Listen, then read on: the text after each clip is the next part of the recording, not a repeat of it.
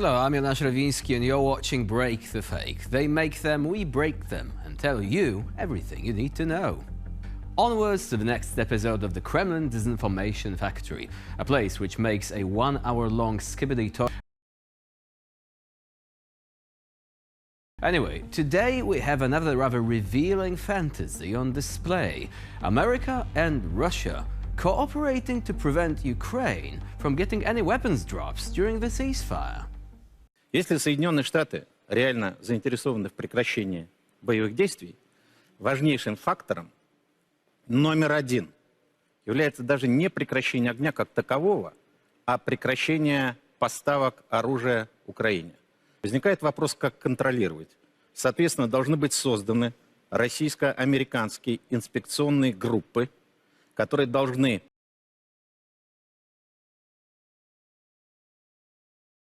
экспортироваться на Украину оружие, дипломатический иммунитет, средства спутниковой связи. Вот, если американские партнеры так хотят мира, давайте начинать с этого. So let me get this straight. The Russians want their spies, inspectors, traveling far and wide, visiting every military installation where arms for Ukraine were being delivered.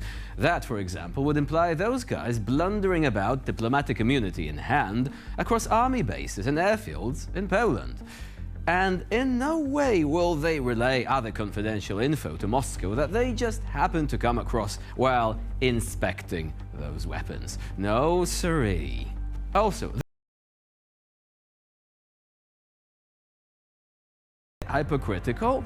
Russia won't be covered by any such embargoes, one can assume, so the whole deal is effectively, lol, we can rearm and you can't, good luck suckers.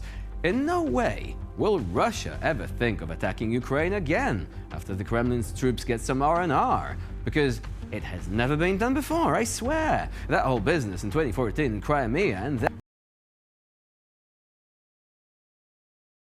The question is, will the United States fall into this trap? Republican Senator Lindsey Graham warned in an interview yesterday that, and I quote, "If Putin is playing Trump, he will regret it." End of quote, adding that Putin was the problem here and a predator toward Ukraine and the region at large.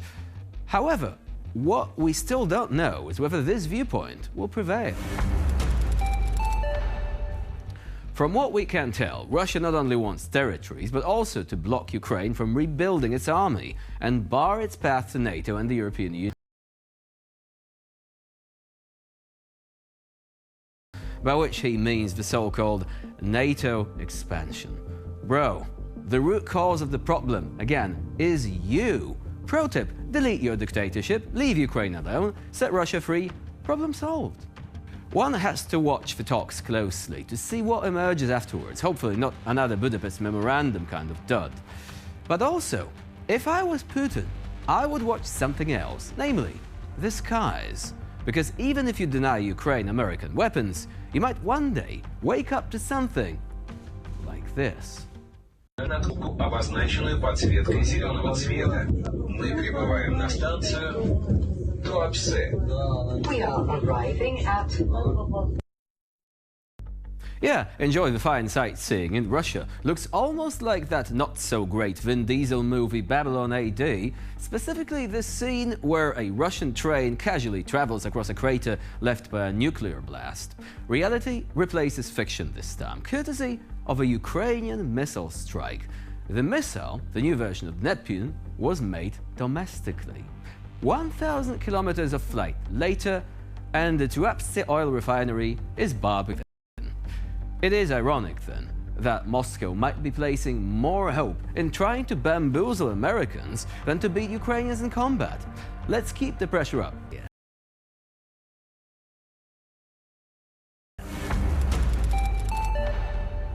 Comrade Tsar Vladimir Putin seems to be slowly preparing his imperial subjects for the possibility of peace talks with Ukraine. How can we tell? Well, simple. The Kremlin's propaganda machine is shifting gears from outright denial to its favorite pastime, making up outrageous stories themselves about millions of Western mercenaries, primarily Poles for some reason, allegedly fighting in Ukraine instead of those helpless, naive Ukrainians.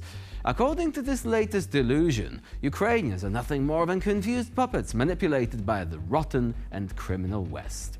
Because, of course, it's never Russia's fault. Just ask anyone from the glorious history books of the Soviet Union. And here comes another heart-wrenching saga from the newly liberated Kursk region. Apparently, there were barely any Ukrainian soldiers there at all. Instead, the area was allegedly swarming with Polish mercenaries who, according to Russian propagandists, spent their time.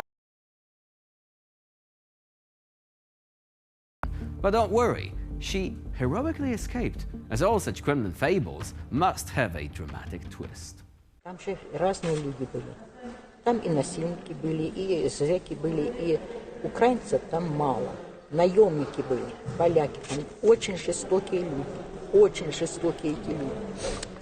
Ну, в этом изнасиловала девочку одну, и тут женщина еще была, тоже ее Мартыновки. Изнасиловали, хотели убить, но она вырвалась, и женщина эта, ей 73 года. One might wonder why these terrifying Polish super soldiers, supposedly more powerful than an entire. Maybe they are space marines if they teleported away. But let's not be ridiculous here. Asking for proof in Russia is practically an act of treason in itself. So sit back, comrades, and enjoy the latest episode of Reality According to the Kremlin TV, where facts are for the weak and fairy tales keep the empire from collapsing.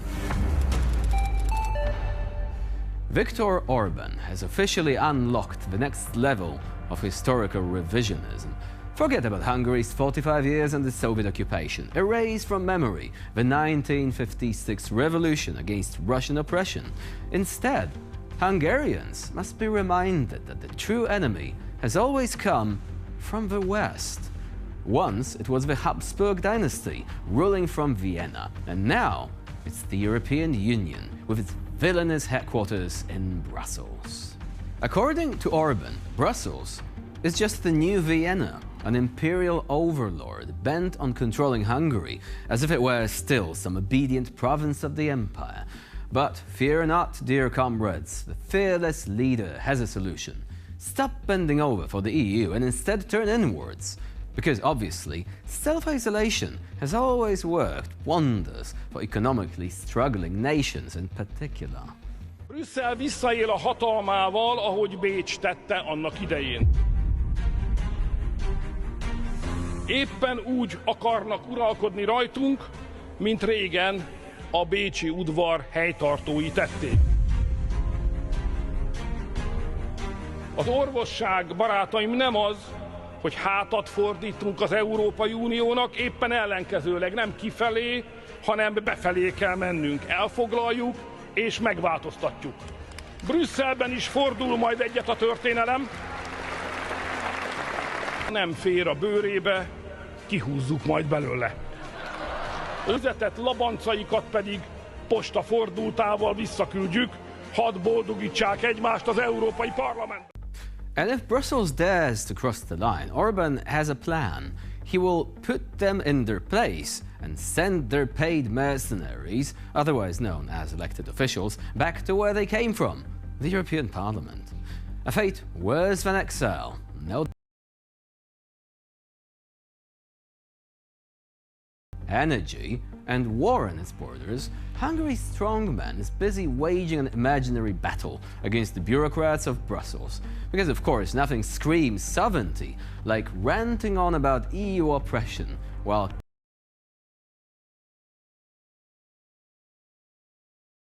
And with this, we conclude this edition of Break the Fake. Please stay with us here on TVP World for more latest news and updates.